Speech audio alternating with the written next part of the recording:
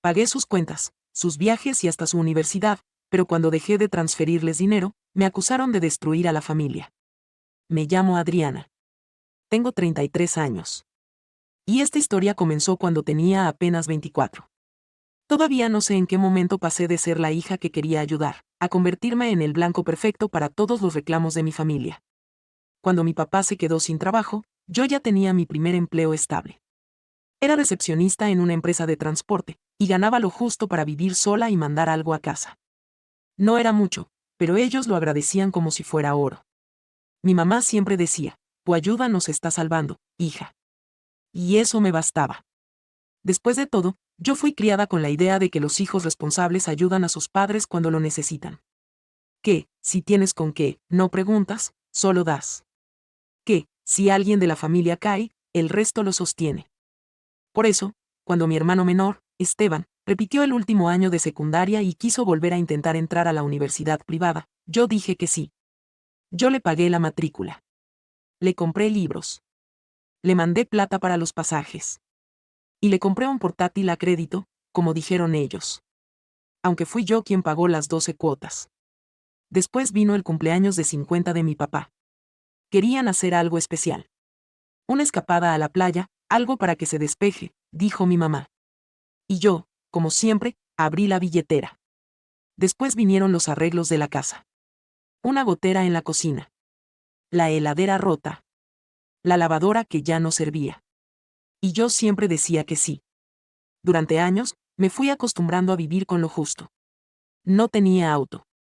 No salía mucho. Mis vacaciones eran cortas, sencillas. No me quejaba. Porque sentía que valía la pena. Porque cuando iba a casa los domingos, y veía a mis padres tranquilos, con la despensa llena, o Esteban contando que había aprobado un examen, pensaba, para esto trabajo. Para ellos. Hasta que algo empezó a cambiar. Primero fueron los comentarios sutiles de mi mamá, estás muy ocupada últimamente, ¿no? Ya no venís tanto. Después, las comparaciones, a Esteban lo veo más comprometido con la familia, él siempre llama para saber cómo estamos. Yo callaba. Tragaba. Porque siempre pensé que, si uno da, no debe esperar aplausos. Pero cuando me di cuenta, ya no solo pagaba cosas puntuales. Pagaba todos los servicios de la casa. El gas, la luz, el agua, el internet. Mandaba dinero mensual. Y cuando, por alguna razón, no lo hacía el primer día del mes, llegaban los mensajes, ¿qué pasó con la transferencia? Tu papá está preocupado. ¿Te olvidaste del recibo del cable? Y entonces, dejaba de comprarme ropa. Cancelaba planes. Ajustaba mi tarjeta. Porque la familia es primero. Porque no quería decepcionarlos. Un día, una compañera de trabajo me preguntó en broma, Adriana, ¿tú tienes hijos? Me reí. No, porque vivís como una mamá soltera con 2 trabajos. Siempre apurada, siempre con gastos. Nunca te compras nada. No salís. Pensé que era por eso. No supe qué decir. Porque en ese momento, entendí lo que estaba haciendo. Yo vivía para ellos. Y había dejado de vivir para mí. El punto de quiebre llegó en mi cumpleaños número 30. Organizaron una cena en mi honor en casa de mis padres. Pero yo tuve que comprar la comida. Yo pagué el vino. Y yo llevé la torta. Porque mi mamá me dijo, Esteban está sin plata. Y tu papá cobró menos este mes. No les pidas que gasten. Tú ganas bien, hija. Esa noche, ni siquiera me dijeron feliz cumpleaños con emoción. Parecía una reunión más. Mi papá pasó toda la cena mirando el celular. Esteban llegó tarde. Mi mamá estaba molesta porque no llevé ensalada. Y en un momento, mientras servía el postre, Esteban dijo con una risa que a mí me dolió más que un golpe, bueno, feliz cumple, Adri, gracias por pagar tu propia fiesta. Te quedó rica la torta, al menos. Me quedé congelada. Todos se rieron. Yo también, por reflejo. Pero por dentro, algo se rompió. Esa noche, al volver a mi departamento, me miré en el espejo y no me reconocí. Tenía los ojos tristes. Los hombros caídos. Y una rabia callada, acumulada, que ya no podía esconder. Me pregunté qué pasaría si un mes no mandaba el dinero. Si no pagaba el gas. Si no cubría las cuentas, ¿me seguirían queriendo igual? Una semana después, lo hice. No mandé la transferencia. No avisé. No expliqué nada. Solo me prioricé. Por primera vez en años, decidí usar ese dinero en mí. Me compré unas zapatillas nuevas. Fui a cenar con una amiga. Y me anoté en un curso de fotografía que siempre había querido hacer. Pensé que nadie diría nada. Que pasaría desapercibido. Que un mes no sería tan grave. Me equivoqué. El 5 del mes, mi mamá me llamó 3 veces. El 6, me escribió por WhatsApp, ¿estás bien? No llegó el dinero del gas. Tu papá está molesto. Esteban dice que es irresponsable de tu parte. ¿Qué está pasando contigo? Y el 7, cuando no respondí, me llegó un mensaje que todavía recuerdo palabra por palabra. No entiendo cómo puedes ser tan egoísta. Después de todo lo que hicimos por ti, ahora nos das la espalda. Nos estás dejando en la calle. Estás destruyendo a tu familia. Ahí supe que ya no había vuelta atrás. El mensaje me dejó paralizada. Estás destruyendo a tu familia. Lo releí al menos 10 veces. Sentía como si esas palabras se hubieran incrustado en mi pecho como espinas invisibles. Tuve que dejar el celular a un lado. Me temblaban las manos. El aire se sentía más denso. Y por primera vez en mucho tiempo, no lloré. Solo, me quedé en silencio. Me pregunté en qué momento ayudar se convirtió en una obligación. ¿En qué momento mis padres dejaron de verme como hija y pasaron a tratarme como un cajero automático con sentimientos descartables? Esa noche, no dormí. Me revolví entre las sábanas, mirando el techo, recordando cada vez que había renunciado a algo por ellos, el viaje que cancelé, la computadora que no me compré, el abrigo viejo que seguía usando mientras Esteban estrenaba zapatillas importadas. Y lo peor no era el dinero. Era la forma en que me hablaban ahora. Como si su comodidad fuera mi deber. Como si dejarlos de ayudar fuera un crimen. Como si ya no importara todo lo que había hecho antes. Al día siguiente, decidí hablar con mi mamá. No quería discutir. Solo quería entender si de verdad pensaban lo que me habían escrito. La llamé con la voz firme, aunque el corazón me latía como tambor. Hola, ma, dije con calma. ¿Podemos hablar? Del otro lado, su tono fue seco. ¿Hablar de qué, Adriana? ¿De cómo nos dejaste colgados sin avisar? No fue sin avisar. Solo tomé un respiro. Es la primera vez en años que no les transfiero.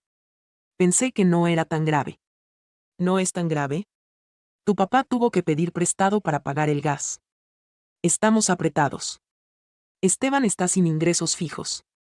¿Y yo? Pregunté, por primera vez en voz alta.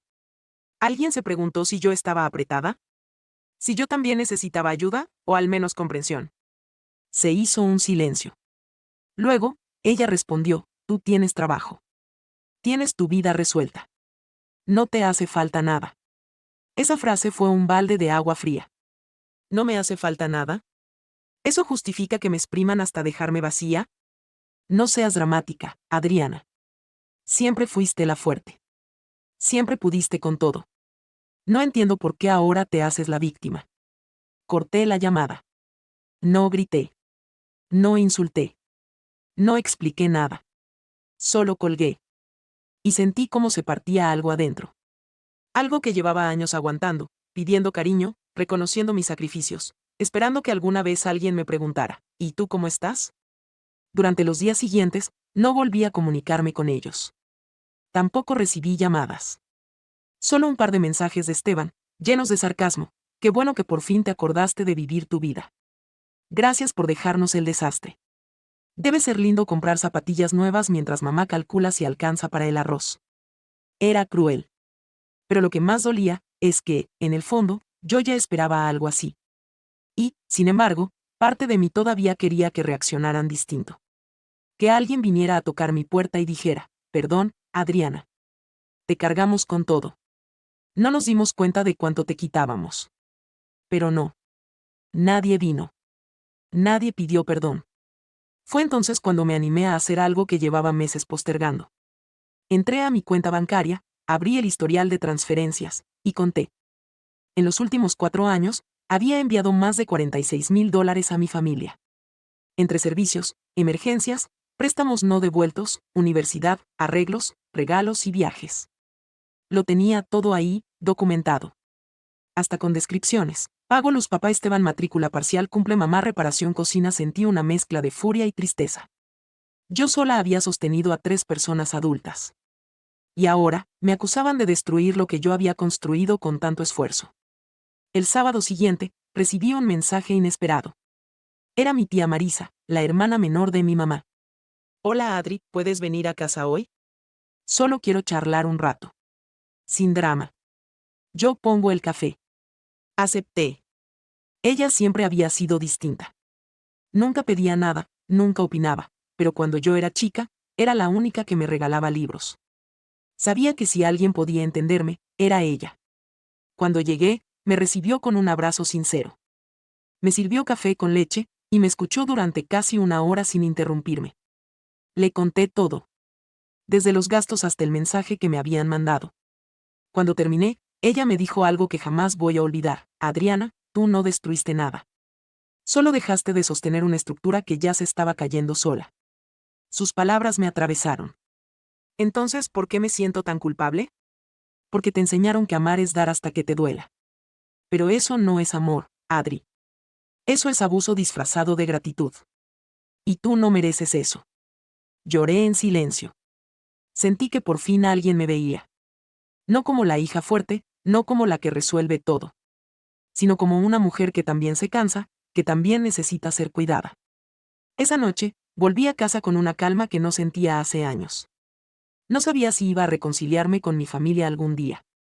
Pero entendí algo fundamental. Yo no era mala hija. Solo estaba eligiendo ser buena conmigo por primera vez. Y eso no era egoísmo. Era justicia. Pasaron 2 semanas desde aquella charla con mi tía Marisa. En ese tiempo, nadie de mi familia me escribió. Ni un mensaje, ni una llamada. Ni siquiera un emoji. Y aunque por momentos me dolía, también me dio espacio para respirar. Empecé a darme cuenta de cómo se sentía una vida sin culpa. Sin la presión constante de tener que estar disponible para solucionar todo. Sin el sonido del celular como recordatorio de que algo urgente me necesitaba. Por primera vez en mucho tiempo, me animé a pensar en mí. A ponerme en primer lugar. Volví a pintar. Retomé un hobby que había abandonado cuando empecé a trabajar doble turno para ayudar a casa. Fui a un parque un domingo por la mañana y me senté a leer. Sin reloj. Sin apuro. Sin rendirle cuentas a nadie. Y aunque el silencio familiar era frío, también me daba libertad. Pero esa calma no iba a durar. Una tarde, al salir del trabajo, me encontré con una sorpresa. Tenía más de 20 notificaciones en el celular. Mensajes de números desconocidos. Capturas de pantalla. Y una publicación en Facebook que se estaba viralizando entre conocidos. Era una foto mía de cuando tenía 26, abrazando a mis papás en una reunión familiar. La subió mi madre. El texto decía, no todos los hijos valoran el esfuerzo de sus padres. Algunos, cuando ya tienen un buen sueldo, se olvidan de dónde salieron. Qué tristeza ver cómo la ambición puede destruir lo que una familia construyó con tanto amor. Mi corazón se detuvo por un segundo. Leí los comentarios. Había primos, tías lejanas, conocidos del barrio. Qué doloroso, hermana. Fuerza. Lamento que estés pasando por eso. Algunos hijos se marean con el dinero. La familia no debería doler, pero a veces los tuyos son los primeros que te dan la espalda. Mi nombre no estaba escrito en ningún lado. Pero todos sabían que hablaban de mí. Mi propio padre comentó la publicación con un simple, la decepción es más grande cuando viene de quien más ayudaste. No podía creerlo. Me temblaban las manos. No de tristeza. De rabia. Abrí mi computadora y busqué la carpeta donde tenía archivado todo. Los recibos. Las transferencias. Los mensajes de gracias que me mandaban cuando les pagaba algo. Y me senté a escribir. Un post. Largo. Sin rencor, pero con la verdad. Conté cómo desde los 24 años había ayudado a mi familia con cada gasto. Cómo pagué universidad, servicios, alimentos, cumpleaños. Y cómo, cuando decidí parar un mes, me acusaron de destruir la familia. Subí capturas de los pagos. De los mensajes agradecidos. Y del último que me mandó mi mamá. Terminé el post con una sola frase. La familia no se destruye por dejar de mandar dinero. Se destruye cuando se olvida lo que alguien hizo en silencio durante años. Lo publiqué. Lo cerré. Y apagué el celular. Esa noche no dormí. No porque estuviera arrepentida, sino porque estaba nerviosa. Por lo que vendría. Por lo que se iba a romper para siempre. Al día siguiente, el post tenía cientos de comentarios. Algunos me defendían. Otros me atacaban con insultos velados. Pero hubo algo que no esperaba. 3 personas que conocían a mi familia me escribieron por privado. Una vecina me dijo, siempre me pareció injusto cómo te usaban. Nunca entendí por qué eras tú la que siempre pagaba todo. Una excompañera del colegio de Esteban me escribió, tu hermano vivía diciendo que tenía una hermana, que lo financiaba. Pero nunca pensé que era tan literal. Me parte el alma leer esto. Y una prima lejana, que nunca me hablaba, me dijo, gracias por contar tu verdad. A veces uno cree que está loco por alejarse de los suyos. Pero a veces, alejarse es la única forma de sobrevivir. Fue ahí donde algo cambió dentro de mí. Ya no tenía miedo de lo que pensaran. Ya no sentía culpa. Solo quería cerrar el ciclo. Empezar otra etapa. Una donde yo no fuera la única que daba. Y si había personas que no podían entenderlo, estaba bien. No iba a pedir perdón por cuidarme. Si esta historia te hizo pensar en lo que callamos por ser los fuertes, suscribirte nos ayuda más de lo que imaginas. Esa misma tarde, me llamó Esteban. No atendí. Me mandó una nota de voz. La abrí. Y lo escuché, furioso. ¿Cómo te atreves a exponer a la familia así? ¿Sabes el daño que estás haciendo? Mamá no para de llorar. Papá dice que no quiere saber más nada de ti. Eres una egoísta. Una desagradecida. ¿Querías venganza? Bueno, la lograste. Lo borré sin contestar. Porque no era venganza. Era verdad. Y la verdad, cuando duele, no es culpa de quien la dice, sino de quien la provocó. Esa noche, dormí profundamente por primera vez en semanas. Y soñé con una casa en silencio, sin gritos, sin reclamos. Solo paz. Pasaron 3 días sin que nadie más intentara contactarme. Fue un alivio. Pero también una confirmación. Nadie quería hablar para entenderme. Solo querían que me callara. Que todo volviera a ser como antes, yo pagando, ellos reclamando, y el silencio cubriendo las injusticias como una sábana vieja que tapa la mugre. Pero yo ya no estaba dispuesta a vivir así. Una tarde, mientras revisaba correos del trabajo, sonó el timbre del departamento. Era raro. No esperaba a nadie.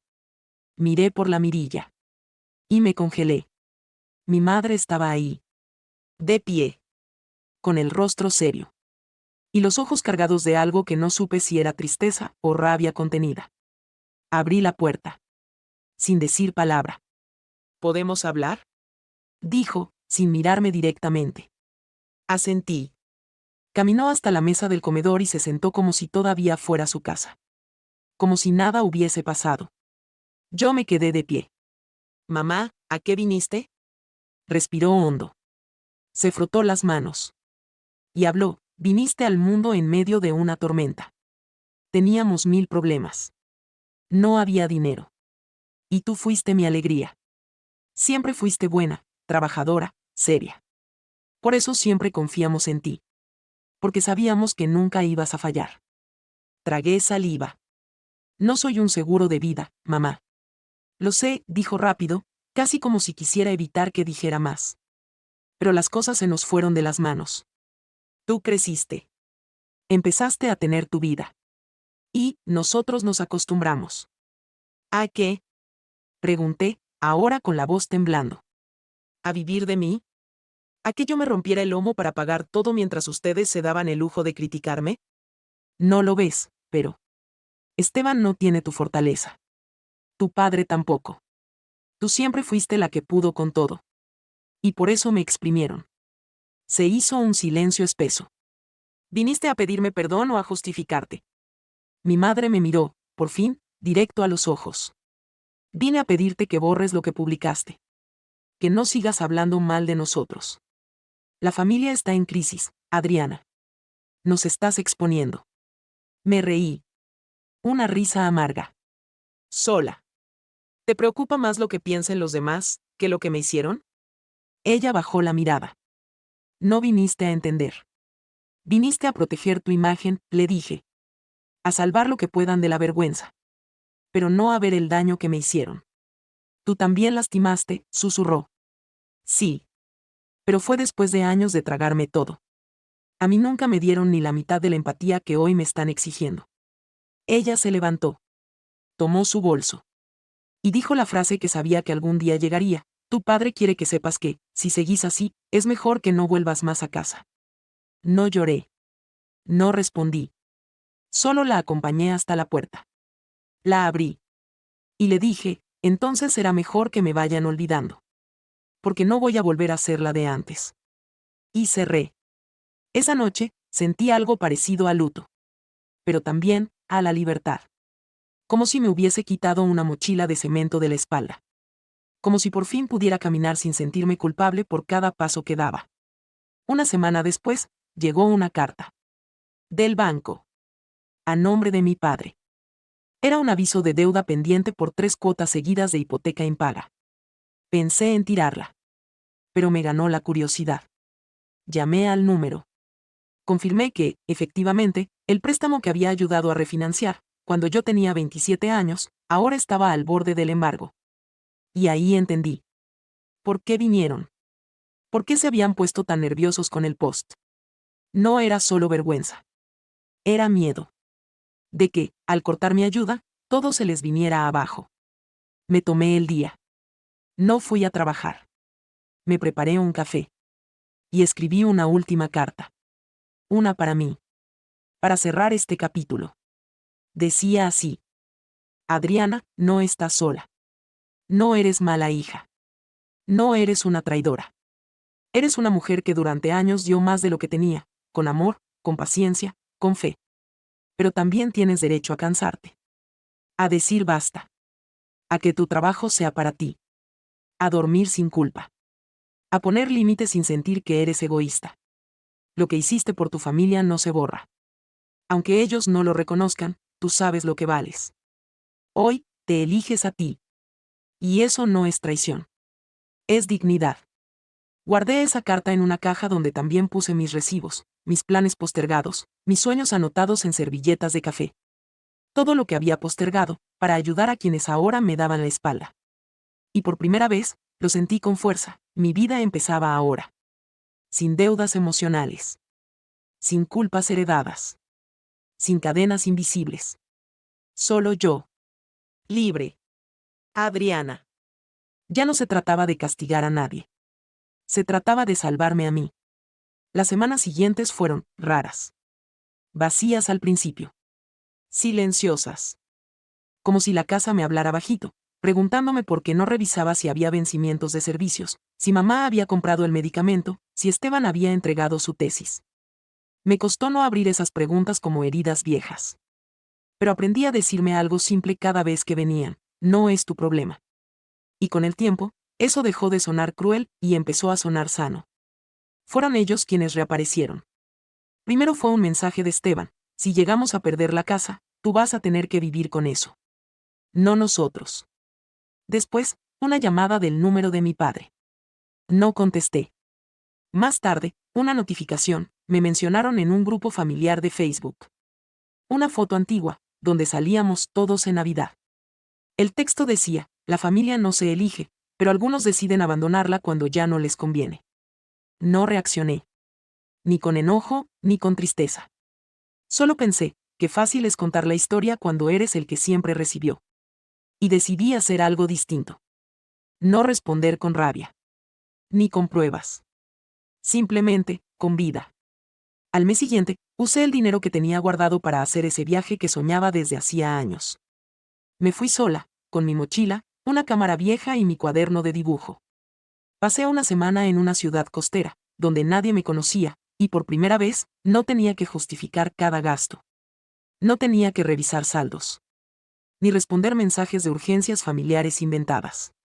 Me senté frente al mar, con los pies en la arena, y por dentro sentí algo parecido a la paz.